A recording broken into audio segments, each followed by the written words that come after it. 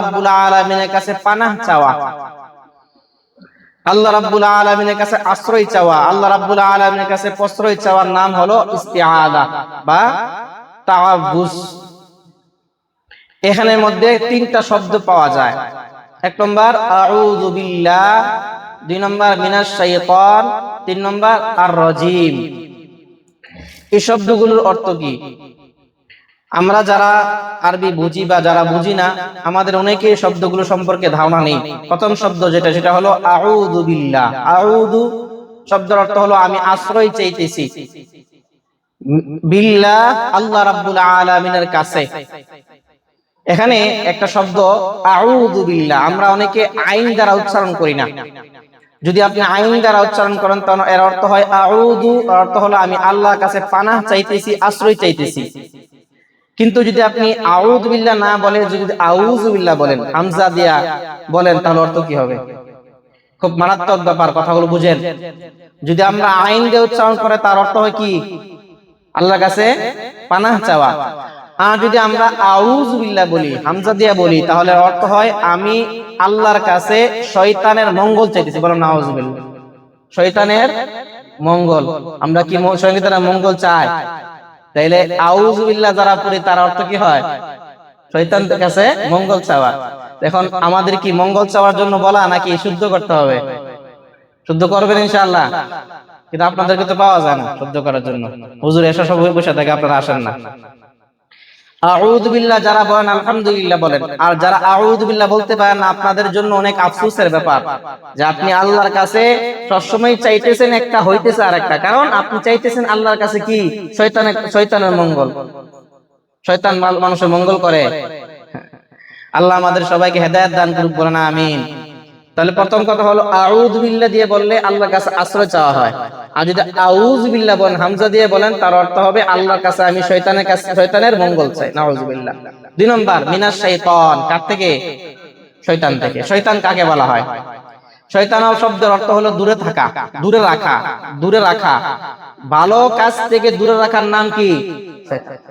আমরা মনে করি শয়তান শুধুমাত্র এই যে জিন আছে, আজাজিল যারা আমরা বলি, ইবলিস, এটাই বুঝি শয়তান। না, শয়তান মানুষের মধ্যে আছে। এর অর্থ দিকে খেয়াল করলে বোঝা যায় যে এর শব্দের অর্থ কি হলো কি? দূরে রাখা, মানে ভালো কাজ থেকে দূরে রাখা। এখন কোন ব্যক্তি যদি আপনাকে ভালো কাজ থেকে দূরে রাখে, সে কি? আপনি নামাজ পড়বেন, বলে বন্ধু এখন নামাজ পড়া দরকার না, পরে পড়ব মনে। হ্যাঁ কি বলেন? হ্যাঁ কি? এখন আপনার বন্ধু, আপনার দোকান, আপনার ব্যবসা প্রতিষ্ঠান যদি আপনাকে এর থেকে দূরে সরায় দেন, নাম কি হবে? এখন আমরা অধিকাংশ মানুষ এই শয়তানের ধোঁকায় পড়ে আছে। শুধুমাত্র ইবলিস নামক দুঃশয়তান নয়, আমাদের বন্ধু নামক শয়তানের কাছে আছি, প্রতিষ্ঠান নামক শয়তানের মধ্যে আছি, ডিউটি নামক শয়তানের মধ্যে আছি, কিংবা আমার দোকান নামক শয়তান থেকেও আমরা বাঁচতে পারতেছি না। এজন্য ভালো কাজ থেকে যে ব্যক্তি বাধা প্রদান করে, আল্লাহ বলেছেন মিনাল জিন্নাতি ওয়ান নাস, শয়তান শুধুমাত্র জিনের মধ্যে নয়, শয়তান মানুষের মধ্যেও থাকে। এই জন্য তো আল্লাহ রাব্বুল আলামিন কোরআনে কারীমের সূরা নাসের মধ্যে আলোচনা করেছেন কুল আউযু বিরাব্বিন নাস, আমরা রব, ওই রবের কাছে আশ্রয় চাইতেছি যিনি মানুষের রব, মালিকিন নাস, মানুষের মালিকের কাছে আশ্রয় চাইতেছি, ইলাহিন নাস, মানুষের ইলাহের কাছে আশ্রয় চাইতেছি, আল্লাযী ইউওয়াসবিসু ফি সুদুরিন নাস, এরকম ভাবে মিন শাররিল ওয়াসওয়াসিল খান্নাস, যারা মানুষের অন্তরের মধ্যে ওয়াসওয়াসা দেয়, ওই সমস্ত খান্নাস থেকে আল্লাহর কাছে আশ্রয় চাইতেছি। আল্লাযী ইউওয়াসবিসু ফি সুদুরিন নাস, যারা মানুষের অন্তরের মধ্যে, যারা মানুষের অন্তরের মধ্যে কুমন্ত্রণা দেয়, তাদের কাছ থেকে আল্লাহর কাছে পানা চাইতেছি। আল্লাহ বলেন কারা তারা জানোনি? মিনাল জিন্নাতি ওয়ান নাস, শুধুমাত্র মানুষ আছে, জিন আছে এমন নয়, মানুষের মধ্যে মানুষ আছে যারা মানুষের অন্তরের মধ্যে মানুষকে ধোঁকা দেয়, কুমন্ত্রণা দেয়। এই জন্য আপনি শুধুমাত্র শয়তানকে ওই যে শয়তান মনে করলেই হবে। তিন নম্বর শব্দের নাম কি? রাজিম। রাজিম শব্দের অর্থ হলো বিতাড়িত হওয়া। কিসের থেকে বিতাড়িত হওয়া? তাফসীরি কিতাবের মধ্যে আসছে মঙ্গল কাজ, ভালো কাজ, নেক কাজ থেকে বিতাড়িত হওয়া। একটা জিনিস মনে রাখবেন সবসময়, যে শয়তান কখনো ভালো কাজ করে না। শয়তান কি করে না? আপনার কাছে বাহ্যিক দৃষ্টিতে মনে হলেও যে ভালো কাজ মনে হয় শয়তানি করতেছে, আসলে শয়তান ভালো কাজ করার উদ্দেশ্য করে নাই।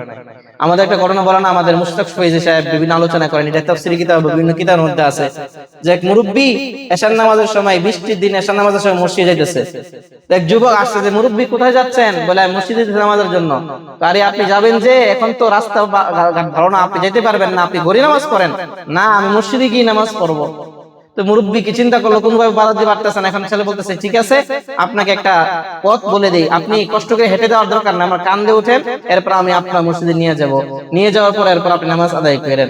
যখন ওই মুরব্বীকে করে নিয়ে গেছে, সে জিজ্ঞাসা করছে, কে আপনি, যে আপনি আমাকে এত সহযোগিতা কইরা মসজিদে নিয়ে আসলেন? বলে, আমি শয়তান। আরে শয়তান, তুমি তো মানুষকে মসজিদ থেকে দূরে রাখো, তুমি আমাকে কেন মসজিদে নিয়ে আসলে? শয়তান কয় যে, আমি আপনাকে চেষ্টা করেছিলাম মসজিদ থেকে দূরে রাখার জন্য, কিন্তু পারি নাই। সর্বশেষ চিন্তা করলাম যে হাইটা গেলে যে আপনি যে সওয়াব পাইতেন, এই সওয়াবটাকে বাঁচার জন্য, মাহরুম করার জন্য আপনাকে কান্দে করে নিয়ে আসছি। নাউজুবিল্লাহ। তাইলে শয়তান এই যে বাহ্যিক দৃষ্টিতে কি উপকার না, যে মুরব্বিকে কান্দে করে নিয়ে গেছে, খুব ভালো না, কিন্তু আসলে কি ভালো কাজ করছে? শয়তানের কাজ হলো যত ভালো কাজ থেকে, ভালো কাজ, সমস্ত ভালো কাজ থেকে সে বিতাড়িত, সে কখনো ভালো কাজ করবে না। বাহ্যিক দৃষ্টি দেখলেও মনে হবে ভালো কাজ করছে। আমরা আলোচনায় বলেছিলাম, মা হাওয়া আলাইহিস সালামের কাছে এসে বলছেন, হাওয়া, তোমার কাছে আমি আসছি কি জানো? যে আমি তোমাকে ওয়াজ করার জন্য আসছি, আমি তোমার মঙ্গলকামী, আমি তোমার ভালো চাই, সেই জন্য আসছি। খুব বুজুর্গ সাইজা, ওনাকে কাছে গেলে যেইভাবে গেলে উনি তার দিকে আকৃষ্ট হবেন, এমন ভাবে আম্মার কাছে গেছেন। আম্মা যখন বুঝতে পারছেন এত সুন্দর বুজুর্গ দেখা যায়, মনে হয় অনেক ভালো কিছু বলবেন, তার কথা আওয়াজ শুনছে, আমল করার সাথে সাথে কি হয়েছে? জান্নাত থেকে বের হয়ে গেছে। এই জন্য শয়তান যত কাজ করবে, কি করবে? মঙ্গল করবে না, কি করবে? অমঙ্গল কাজ করবে, ক্ষতি সাধন করবে। এই জন্য আল্লাহর কাছে বলা, রাজিম, বিতাড়িত শয়তান থেকে আমি, যে ভালো কাজ থেকে মানুষকে দূরে সরা রাখে এবং যে সে নিজেও ভালো কাজ থেকে দূরে থাকে, সেই শয়তান থেকে আল্লাহর কাছে আশ্রয় চাইতেছি। এই হলো বিসমিল্লাহ শব্দের, তিনটা শব্দের মৌলিক কিছু অর্থ আপনাদের সামনে বললাম। মুহতারাম হাজির, এই আউযু বিল্লাহর ফজিলত কি আছে? আউযু বিল্লাহর অনেক ফজিলত আছে। আউযু বিল্লাহর বিভিন্ন হাদিস থেকে পাওয়া যায়। আউযু বিল্লাহর ফজিলতের মধ্যে একটা ফজিলত হলো, কোন ব্যক্তি যদি আল্লাহ রাব্বুল আলামিনের কাছে পানাহ চাই, তাহলে আল্লাহ রাব্বুল আলামিন তাকে তিনটা বড় বড় মুসিবত থেকে দূর করবেন। এক নম্বর, আল্লাহ রাব্বুল আলামিন তাকে দুনিয়ার যে সমস্ত বালা মুসিবত আছে, রোগ বালা আছে, কোন ব্যক্তি বিসমিল্লাহ বেশি বেশি আউযু বিল্লাহ পড়লে আল্লাহ রাব্বুল আলামিন তাকে রোগ বালাই থেকে, মুসিবত থেকে হেফাজত করবেন, বলেন সুবহানাল্লাহ।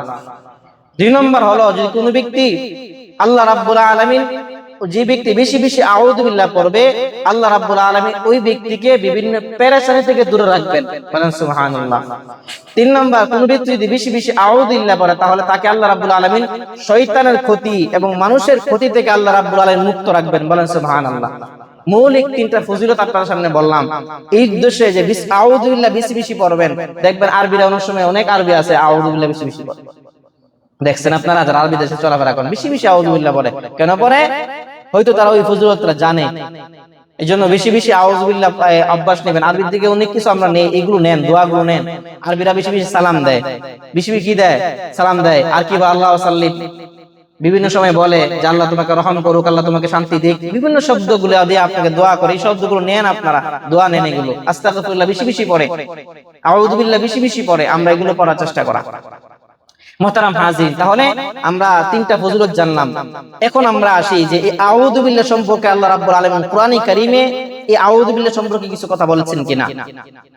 কোরআনে কারীমে আল্লাহ রাব্বুল আলামিন আউযু বিল্লাহ সম্পর্কে সূরা আ'রাফের 199, 100 এবং 200 নম্বর আয়াত আল্লাহ রাব্বুল আলামিন এই আউযু বিল্লাহ সম্পর্কে আলোচনা করেছেন। নবীজি সাল্লাল্লাহু আলাইহি ওয়াসাল্লামকে উদ্দেশ্য করে আল্লাহ বলেন, খুদিল আফওয়া ওয়া'মুর বিল উরফি ওয়া'রিদ আনিল জাহিলিন ওয়া ইম্মা ইয়ানজাগান্নাকা মিনাশ শাইতানি নাযগুন ফাসতা'iয বিল্লাহ ইন্নাহু সামিউন আলীম। আল্লাহ রাব্বুল আলামিন তার হাবিব মুহাম্মদ আরবি সাল্লাল্লাহু আলাইহি ওয়াসাল্লামকে বলেন, নবী আপনি মানুষকে ভালো কাজের আদেশ করেন। হে নবী, ওয়া'মুর বিল উরফি, মানুষকে ভালো কাজের আদেশ করেন। ওয়া'রিদ আনিল জাহিলিন, জাহিলদের থেকে আপনি দূরে থাকেন। ইয়া রাসূলুল্লাহ, আপনি মানুষকে ক্ষমা করেন। মানুষকে ক্ষমা করেন, কেন ক্ষমা করবেন? আপনি যখন ভালো কাজের আদেশ মানুষকে করবেন, ভালো কথা বলবেন, তখন কিছু শয়তান আপনাকে কুমন্ত্রণা দিয়ে দূরে সরার জন্য বলবে। মানুষকে যখন ইসলামের পথে ডাকবেন, দাওয়াত ইসলামের দিকে ডাকবেন, তখন মানুষ, আপনি যখন দাওয়াত ইসলাম করবেন, তখন মানুষ কিছু আছে বিনা কারণে আপনার উপরে জুলুম করতে চাইবে, বিনা কারণে আপনার বিরুদ্ধে করবে, বিনা কারণে আপনাকে গালাগালি করবে, কষ্ট দেওয়ার চেষ্টা করবে। ইয়া রাসূলুল্লাহ, এই সময় আপনি দুইটা গুণ অর্জন করবেন। এক নম্বর খুদিল নাফ, আপনি মানুষকে ক্ষমা করার চেষ্টা করেন। দুই নম্বর নবী, আপনি মানুষকে ভালো কাজের আদেশ করেন। তিন নম্বর ওয়ারিদু আনিল জাহিলিন, যে সমস্ত জাহিলরা আপনাকে মন্দ কাজ করার জন্য বলে এবং যারা আপনার সাথে তর্ক করার জন্য আসে, যারা আপনাকে কষ্ট দেওয়ার জন্য আসে, নবী ওই সমস্ত জাহিলদের থেকে আপনি দূরে থাকবেন। আল্লাহ তাআলা এই তিনটা আদেশ করার পরে এরপরে 200 নম্বর আয়াত আল্লাহ বলেন, ওয়া ইম্মা ইয়ানযাগান্নাকা মিনাশ শাইতানি নাযগুন ফাসতা'iয বিল্লাহ ইন্নাহু সামিউন আলীম। হে নবী, যখন আপনাকে শয়তান কুমন্ত্রণা দিবে, কি বলছে শয়তান কি মানুষ নাকি শুধু জিন, নাকি শুধু মানুষ? মানুষও আছে, মানুষও আছে। আল্লাহ কয় যদি আপনাকে শয়তান কুমন্ত্রণা দেয়, মানুষ হইতে পারে, জিন হইতে পারে, তাহলে কি করবেন? নাসদুম ফাসতাইদ বিল্লাহ, আল্লাহ রাব্বুল আলামিনের কাছে আপনি আশ্রয় কামনা করেন, প্রার্থনা করেন। কেন জানেননি? মনে রাখবেন, আল্লাহ রাব্বুল আলামিনের কাছে শয়তান কিন্তু বড় একটি কি বলে, তা আল্লাহ রাব্বুল আলামিনের কাছে সে পাওয়ার নিয়ে আসছে, পাওয়ার। আল্লাহ রাব্বুল আলামিনের কাছে বলছেন, আল্লাহ আপনার বনি আদমের কারণে আমি আজকে এই লানতের তখতা নিয়েছি, ফাখরুজ ইন্নাকা রাজিম। আল্লাহ আপনি আমাকে রাজিম বলেছেন, বিতাড়িত করেছেন। যেহেতু আমাকে বিতাড়িত করেছেন বনি আদমের জন্য, আল্লাহ আমি আপনার কসম দিয়ে বললাম, আমি আপনার বান্দাদেরকে, প্রত্যেকটা বান্দাকে আমি জাহান্নামে নিয়ে যাব। এই জন্য আল্লাহ রাব্বুল আলামিনের কাছে শয়তান কসম করে দুনিয়ার মধ্যে আসছে। বলেন নাউযুবিল্লাহ। শুধু কসম করে আসে নাই, তাফসীরের কিতাবের মধ্যে আছে আল্লাহ রাব্বুল আলামিনের কাছে শয়তান বলেছিল, আল্লাহ যেহেতু এই সমস্ত ব্যক্তিদের কারণে আমি আজকে খারাপ হয়েছে, এই জন্য আমি কসম দিয়ে বললাম যে প্রত্যেকটা বান্দাকে আপনি জাহান্নামে দিয়ে দিব। ক্বালা রাব্বি বিমা আগওয়াইতানি লাউযাইনান্না লাহুম ফিল আরদি ওয়া লাউগবিয়ান্নাহুম আজমাইন। আল্লাহ যেহেতু এই বনি আদমের কারণে আমি জাহান্নামী তখতা নিয়ে আসছি, এই জন্য প্রত্যেকটা বনি আদমকে আমি জাহান্নামে নিয়ে যাব। কেমনে নিব জানেননি? গুনার যত কাজ আছে সমস্ত কাজগুলোকে আমি তার সামনে সুন্দর করে সাজায় রাখবো। সে দেখবে কত সুন্দর, কিন্তু এর মধ্যে রয়েছে ভয়ঙ্কর আগুন, জাহান্নামের আগুন রয়েছে, সে করবে যার কোন জাহান্নামে চলে যাবে। এই জন্য মুফাসসিরিনে কেরাম বলেছেন, হে বান্দা মনে রাখবা, শয়তান থেকে বাঁচার ক্ষমতা তোমার নাই, শয়তানের কুমন্ত্রণা থেকে বাঁচার ক্ষমতা তোমার নাই। যেই রব শয়তানকে ক্ষমতা দিয়েছেন, সেই রবের একমাত্র আছে। এই জন্য যখন সমস্যা আসবে, তখন আল্লাহ রাব্বুল আলামিনের কাছে আশ্রয় পাই, প্রার্থনা করবা। কথা বুঝতেছেন? তাহলে মুসিবতে বা শয়তানের কুমন্ত্রণা থেকে বাঁচার জন্য নিজেই চেষ্টা করব না, আল্লাহর কাছে আশ্রয় চাইতে হবে। এক নম্বর আল্লাহর কাছে আশ্রয় চাওয়ার জন্য আল্লাহ রাব্বুল আলামিন বলেছেন। 2 নম্বর সূরা মুমিনুনের 98 নম্বর এবং 98, 99, 100 নম্বর আয়াত আল্লাহ রাব্বুল আলামিন আলোচনা করেছেন।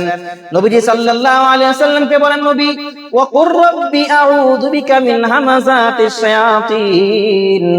নবী যখন আপনাকে শয়তান প্ররোচনা দিবে, নবীকে উদ্দেশ্য হলো আমাদের উম্মতকে বোঝানো, হে উম্মত, যদি শয়তান তোমাদেরকে কুমন্ত্রণা দেয় তখন কি করবা? ওয়া আউযু বিকা রাব্বি আন ইয়াহদুরুন। আল্লাহ রাব্বুল আলামিনের কাছে বলবা, আল্লাহ মেহেরবানি করে শয়তান থেকে আমাকে হেফাজত করেন এবং শয়তান যেন আমার কাছে না আসতে পারে সেই জন্য আপনার কাছে আশ্রয় চাইতেছি। রব্বি আউযু বিকা মিন হামাযাতিশ শায়াতিন ওয়া আউযু বিকা রব্বি আন ইয়াহদুরুন।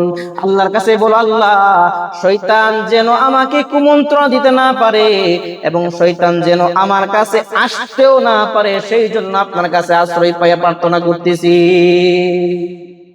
এটা বুঝতেছেন? তাহলে শয়তান থেকে বাঁচার জন্য কি করতে হবে? আমাদেরকে আল্লাহ রাব্বুল আলামিনের কাছে আশ্রয় কামনা করতে হবে, কারণ আমরা শয়তান থেকে বাঁচতে পারবো না। এজন্য বন্ধু, শয়তান এমন ভাবে আপনাকে ক্ষতি করবে, আমি সামনে একটি কথা বললাম ইনশাআল্লাহ আশা করি বুঝবেন। 2 নম্বর, নবী আপনাকে যে সমস্ত মানুষগুলো আপনাকে কষ্ট দেয় তাদের ক্ষেত্রে নবীজিকে আল্লাহ রাব্বুল আলামিন বলেছেন, নবী তারা যদি এমন করে তাহলে তাদের ক্ষেত্রে আপনি কি করবেন? তাদের ক্ষেত্রে আপনি ওই সমস্ত ব্যক্তিদের ক্ষেত্রে তাদের সঙ্গে সম্পর্ক না রাখা দূরে থাকবেন, অথবা তাদেরকে ভালো কথা বলে ভালো কিছু বলে তারপরে তাদেরকে বোঝানোর চেষ্টা করবেন। সেটা ভিন্ন আলোচনা। তাহলে শয়তান থেকে বাঁচার জন্য আল্লাহ রাব্বুল আলামিনের কাছে পানাহ চাওয়ার জন্য বলছেন। এখন কথা হলো, তাহলে শয়তান থেকে আশ্রয় প্রার্থনা করব কোন সময় কোন জায়গায়? আমরা কয়েকটা জায়গার আলোচনা করব যে কোন জায়গায় আল্লাহ রাব্বুল আলামিনের কাছে আমরা শয়তানের কাছে আশ্রয় প্রার্থনা করব, শয়তানের কাছ থেকে আশ্রয় প্রার্থনা করব। 1 নম্বর, যখন কোরআন তেলাওয়াত হবে, যখন নামাজ শুরু হবে, ইবাদত করব, তখন আল্লাহ রাব্বুল আলামিনের কাছে আশ্রয় প্রার্থনা করব। আল্লাহ রাব্বুল আলামিন সূরা নাহলের 98 নম্বর আয়াতে রাব্বুল আলামিন বলেন, ফাইদা ক্বরাতাল কুরআন ফাসতাইদ বিল্লাহি মিনাশ শাইতানির রাজীম। যখন তোমরা কোরআন কারীমের তেলাওয়াত করবা তখন তোমরা বেশি কোরআন কারীমের তেলাওয়াতের আগে তোমরা আল্লাহর কাছে আশ্রয় প্রার্থনা করো। আল্লাহ নবী মুহাম্মদ সাল্লাল্লাহু আলাইহি ওয়াসাল্লামের প্রিয় সাহাবী আবু যর গফারি রাদিয়াল্লাহু তাআলা আনহুকে নবীজি ডাক দিয়ে বলেন, আবু যর, যখন তুমি ভালো কোনো কাজ করতে যাইবা তখন আল্লাহ রাব্বুল আলামিনের কাছে আশ্রয় প্রার্থনা করবা, কোরআনে কারীমের তেলাওয়াতের সময় আশ্রয় প্রার্থনা করবা। কারণ তুমি জানো না শয়তানকে আল্লাহ তাআলা এমন ক্ষমতা দিয়েছেন যে ক্ষমতা তোমার জানা নাই। এইজন্য আল্লাহর কাছে আশ্রয় প্রার্থনা করতে হবে, কারণ শয়তান থেকে বাঁচানোর ক্ষমতা একমাত্র আল্লাহ। তোমার চেষ্টা থাকবে, আল্লাহর আশ্রয় থাকবে, সাহায্য থাকবে, যার কারণে তুমি বাঁচতে পারবে। অন্যথায় শয়তান থেকে মানুষের বাঁচা সম্ভব নয়। শয়তানের কুমন্ত্রণা বড় ভয়ঙ্কর।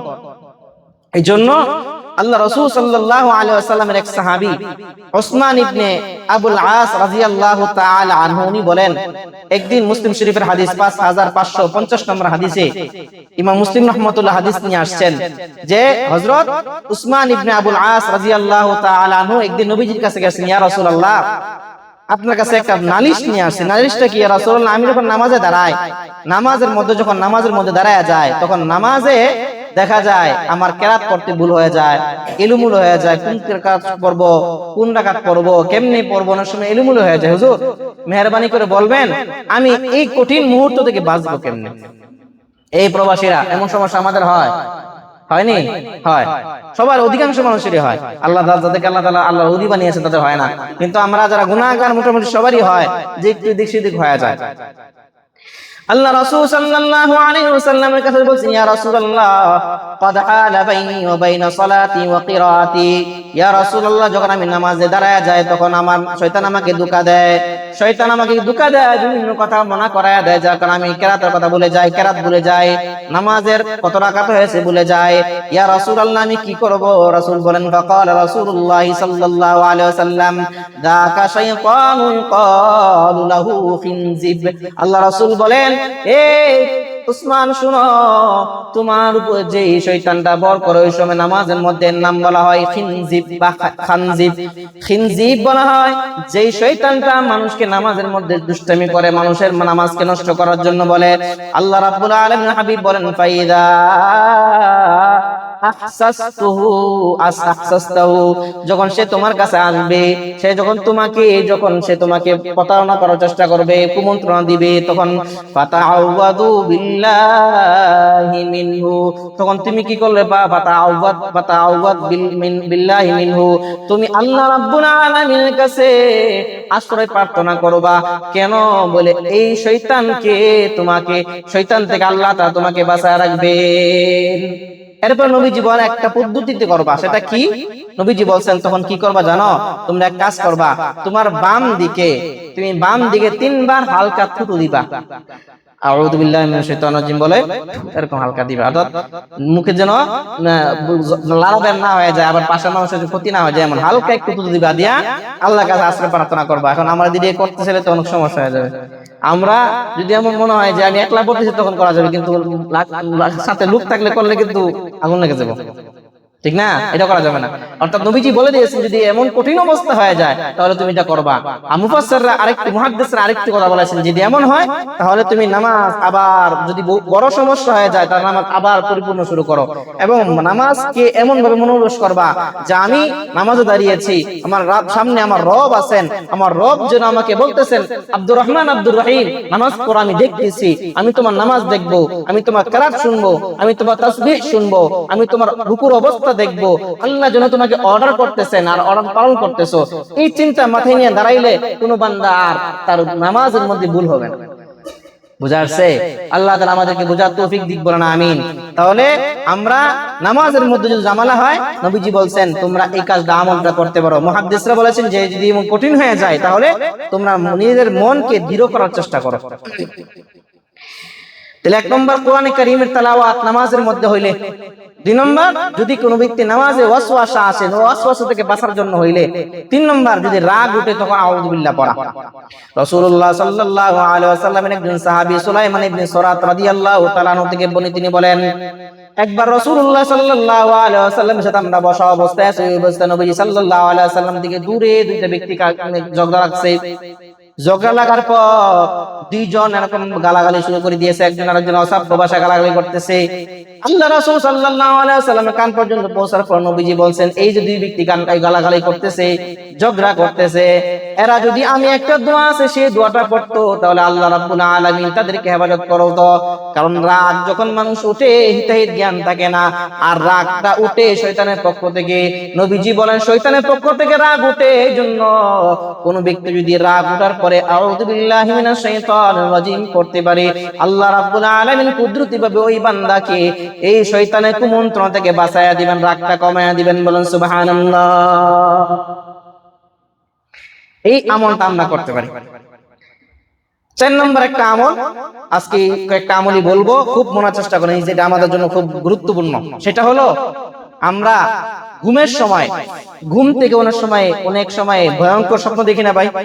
ভয়ঙ্কর স্বপ্ন দিয়ে ঘুম থেকে উঠে এমন হয় না যে ভয়ের স্বপ্ন দেখছি, হঠাৎ করে ব্রিজ থেকে ফেলাই দিছে আমারে, এমন দেখছেন আপনারা? আমি এরকম দেখি অনেক সময় দেখা যায় হঠাৎ করে বড় কোনো সমস্যা আমার সামনে চলে আসছে। এই যে কঠিন ভয়ঙ্কর স্বপ্ন আমরা দেখি, ভয়ঙ্কর স্বপ্ন থেকে বাঁচার জন্য কি আমল রয়েছে? ভয়ঙ্কর স্বপ্নের থেকে বাঁচার জন্য 2 প্রকার আমল আছে। 1 নম্বর আমল হলো ঘুমানোর আগে, আর একটা আমল হলো ঘুম থেকে ওঠার পরে। ভয়ঙ্কর স্বপ্ন দেখার পরে ঘুমানোর আগে কি কি আমল করতে হবে? 1 নম্বর আমল হলো যখন ঘুমাতে আমরা যাব, ঘুমাইতে যাওয়ার আগে আমাকে যে কাজটা করতে হবে সেটা হলো আমাকে পবিত্র বিছানায় শুইতে হবে। পবিত্র বিছানায় শুইতে হবে। আমরা মানুষ, আমাদের চাহিদা আছে, দেখা যায় অনেক সময় নেক প্রেসার হয়ে যায়, পবিত্র থাকে না আমাদের বিছানা। এগুলো খুব খেয়াল করে চেষ্টা করবেন। নবীজি সাল্লাল্লাহু আলাইহি ওয়াসাল্লামের কাছে একবার এক হাদিসে মনে পড়ছে, শয়তান আসছে, বলছে ইয়া রাসূলুল্লাহ। তো নবী সাল্লাল্লাহু আলাইহি ওয়াসাল্লাম তার সাথে কথা বলতে জিজ্ঞাসা করছে, শয়তান কোথায়? তোমার কাছে সবচেয়ে প্রিয় ব্যক্তি কি এবং তোমার কাছে সবচাইতে অপছন্দের ব্যক্তিকে, পছন্দের ব্যক্তিকে বলো। শয়তান নবীজি সাল্লাল্লাহু আলাইহি ওয়াসাল্লামের কাছে বলছে, হুজুর 2 প্রকার ব্যক্তি, এক প্রকার ব্যক্তি আমার কাছে সবচেয়ে বেশি অপছন্দের, আর একজন আমার কাছে অপছন্দের। কারা? হুজুর, যে সমস্ত ব্যক্তিরা সর্বদাই পবিত্র অবস্থায় থাকে, সর্বদাই উযু অবস্থায় থাকে, হুজুর এই ব্যক্তিরা আমার কাছে সবচেয়ে বেশি অপছন্দের। কি বলছে? সবচেয়ে পছন্দ কে? যে ব্যক্তি উযু অবস্থায় থাকে এবং পবিত্র অবস্থায় থাকে। কিন্তু আমাদের ইল্লা মাশাআল্লাহ অধিকাংশ যুবকদের অবস্থা নাপাক অবস্থা থাকে বেশি।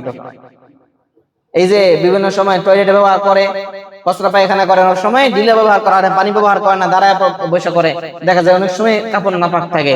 শয়তান কয় এই ব্যক্তিটা আমার কাছে পছন্দের, যে ব্যক্তি নাপাক অবস্থায় থাকে, আর অপছন্দের ব্যক্তি হলো যে ব্যক্তি পাক অবস্থায় থাকে। 2 নম্বর, হুজুর সবচেয়ে অপছন্দের ব্যক্তি হলো আপনি। নবীজি কি বলে, হুজুর আপনারে পছন্দ করি না আমি। তার মানে 2 প্রকার ব্যক্তিকে পছন্দ করেন। 1 নম্বর, যে ব্যক্তি সর্বদাই কি করে, পাক অবস্থা থেকে উযু অবস্থা থাকে। 2 নম্বর, যে ব্যক্তি নবী সাল্লাল্লাহু আলাইহি সাল্লামকে সাথে অপছন্দ করে।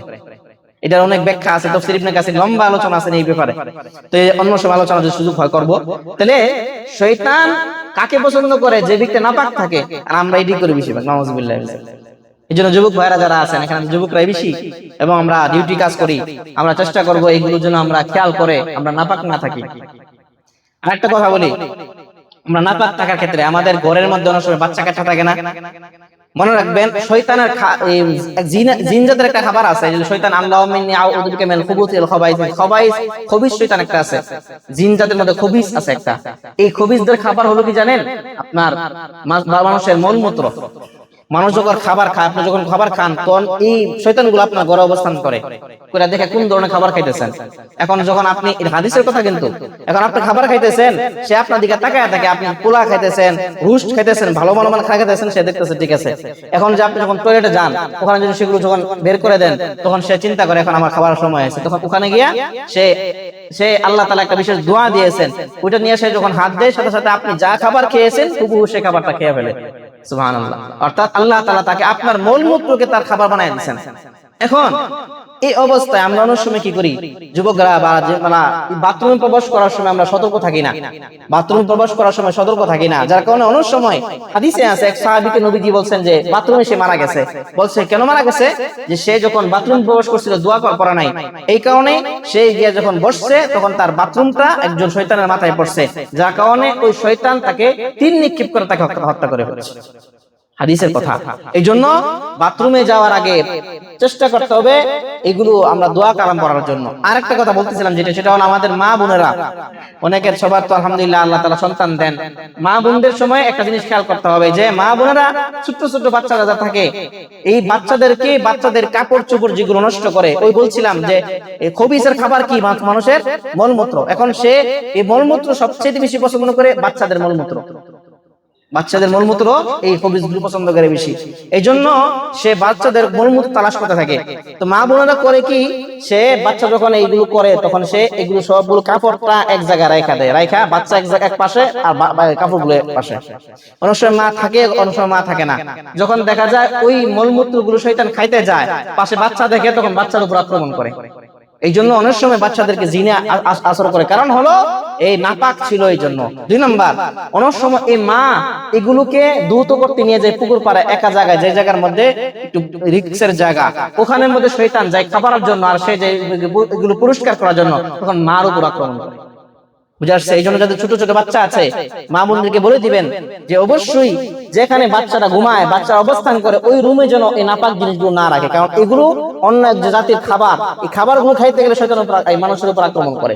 কথা বুঝে আসছে আমার কথা? এই জন্য নাপাক জিনিস শয়তানের পছন্দ, আর আমরা নাপাক থেকে দূরে থাকার চেষ্টা করবো। বুঝে আসছে? তো বলছিলাম যে কথাটা, যে আমরা ঘুমানোর আগে যে কাজটা করবো সেটা কি যুবক ভাইরা?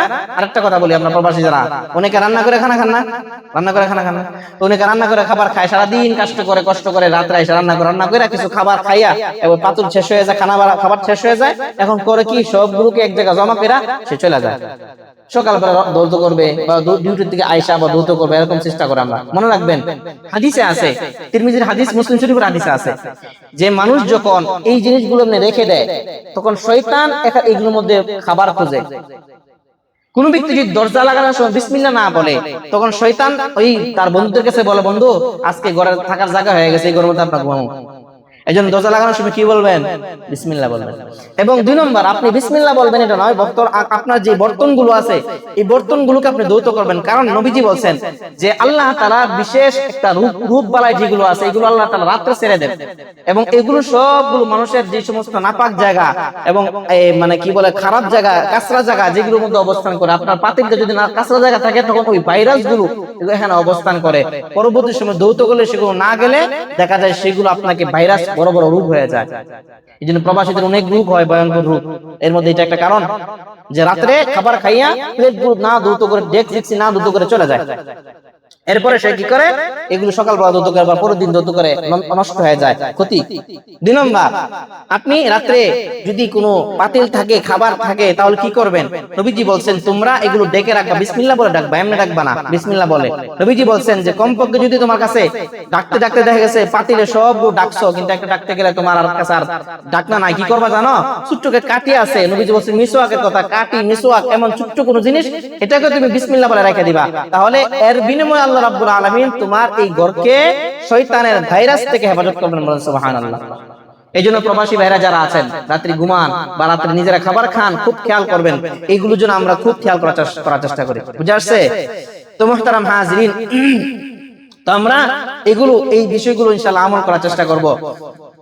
তো এরপরে তাহলে আমরা এই নাপাক বিছানায় ঘুমাবো না। 1 নম্বর কথা, নাপাক বিছানা না ঘুমানো, উযু করে ঘুমাবো। ঘুমানোর সময় দোয়া করবো, আল্লাহুম্মা বিসমিকা আমুতু ওয়া আহইয়া। এরপরে ঘুম থেকে যখন উঠবো, একটু 2 মিনিট সময় নিচ্ছে, আপনাদের কষ্ট হচ্ছে না তো? 2 মিনিট একটা আমল বলে শেষ করে দিচ্ছি, আমি খেয়াল করুন সময়টা। তো যাই হোক, আমি যখন ঘুম থেকে উঠছি, উঠার পরে এখন আমার ভয়ের স্বপ্ন দেখছি, দেখার পর আমি কি করব? আল্লাহর কাছে দোয়া করব। দোয়াটা কি? আউযু বিল্লাহি মিনাশ শাইতানির ওয়া শাররি হাযিহির রুইয়া। এই দোয়াটা পড়ব 3 বার। আমি যে ঘুম থেকে উঠলাম, ডান কাঁধে ঘুম অবস্থায় ছিলাম, ঘুম থেকে উঠছি, ভয়ের স্বপ্ন দেখে উঠছি, উঠার পরে ঘুম থেকে উঠার পরে সে দেখলাম ভয়ঙ্কর স্বপ্ন, তখন আমি এর উল্টা সাইডে আমি পড়ব আউযু বিল্লাহি মিনাশ শাইতানি ওয়া শাররি হাযিহির রুইয়া। আল্লাহর কাছে আমি শয়তান এবং খারাপ স্বপ্ন থেকে পানাহ চাইতেছি। 3 বার পড়বেন, কইরা উঠা এরপর একটু হাঁটাহাঁটি করবেন, পারলে ওযু করে 2 রাকাত নামাজ আদায় করে আল্লাহর কাছে বলবেন, আল্লাহ যে খারাপ স্বপ্ন দেখছি আপনি এর থেকে আমাকে মুক্তি দান করেন, বলবেন। এরপরে আবার বিছানায় গিয়ে শুইবেন, এবং যেভাবে আগে শুয়েছিলেন এর থেকে পরিবর্তন হয়ে শুইবেন। ডান কাত হলে বাম কাতে, বাম কাত হলে ডান কাতে শুইবেন। এভাবে আল্লাহর কাছে পানাহ চেয়ে দোয়া করবেন, এবং খারাপ স্বপ্নের কথা মনের কাছে সহজে বলবেন না। যারা স্বপ্নে তাবির করতে পারে তাদের কাছে বলার চেষ্টা করবেন, যে কোনো মানুষের কাছে স্বপ্নের কথা বলবেন না। আল্লাহ তাআলা আমাদেরকে বোঝার তৌফিক। সর্বশেষ যে আমলটা আপনাদের সামনে বললাম, এই কথাটা খুব বোঝার চেষ্টা করেন। আল্লাহ তাআলা আমাকে তৌফিক দান করেন। আমি আগামী সপ্তাহে আরো কিছু কথা বলবো ইনশাআল্লাহ।